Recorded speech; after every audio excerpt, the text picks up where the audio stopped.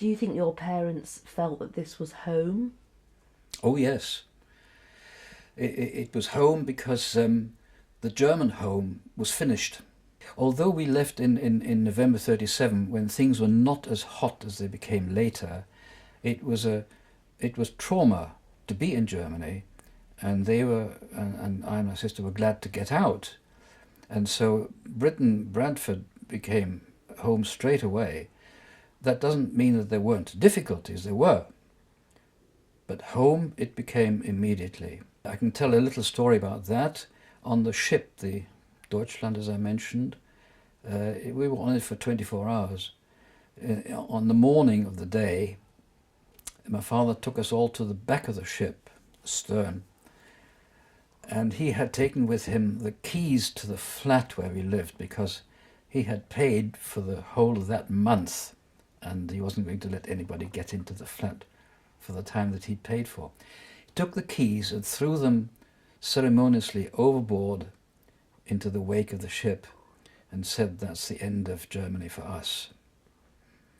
It must have been a very moving moment for him. But you've, as a family, made a very good life here. When did you become naturalised? Probably 1950 or thereabouts. I really can't remember. It was some years because there was a massive applications for naturalisation, and I suppose the Home Office was overwhelmed with paperwork, and it took some time before all this came to fruition. But that was a good moment as well. And can you tell me a little bit about meeting your lovely wife? Yes, well, I was, as I said before, I did my national service in the army after I qualified as a dentist, having spent 6 months as a postgraduate student in London at the Eastman Clinic. After I came out of the army, I decided to spend a week or two travelling on the continent. And I was stationed with the army in Austria. When I was interviewed for the army, they said, "Do I speak any language?" I said, "Yeah, I speak German." So they sent me to Austria. Well, that's one thing the army did right. So I decided to go with the medical officer with whom I was stationed at the time to go to Yugoslavia, Greece and Turkey on a long journey and back, and all this by train and ship, of course. After a few months, I gave a talk about my journey to the synagogue here, and this was reviewed in the then Synagogue Review.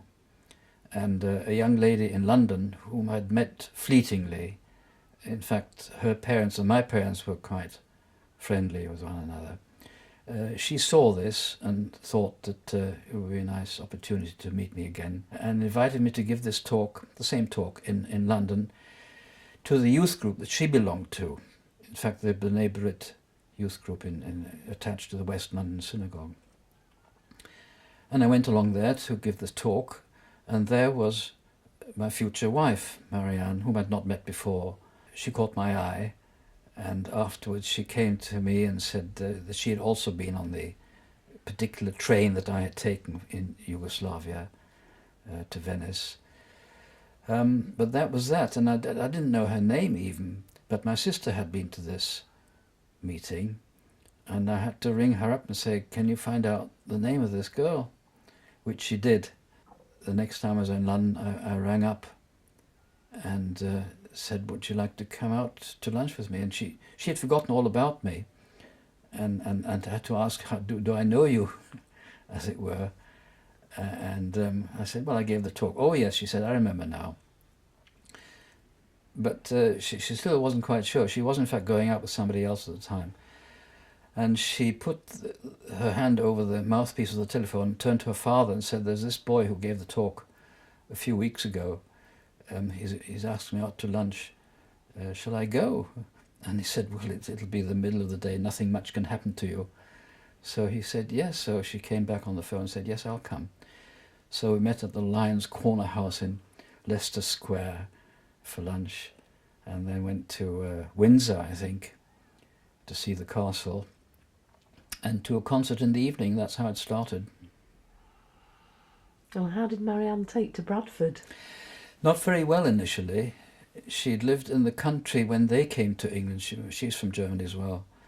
She lived in the country, in the West Country, and then moved to London. So she was a Londoner really in her most formative years, and thought that Brantford was a bit of a backwater.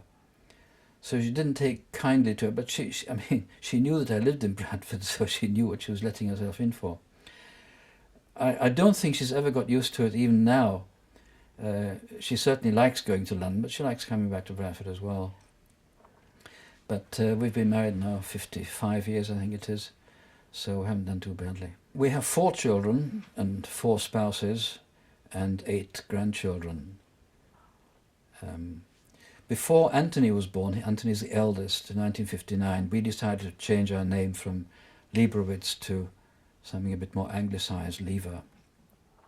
But we wanted to have it a bit special, not just have it Lever, but to have it Leavor, which is fairly unique, like Lieberwitz was.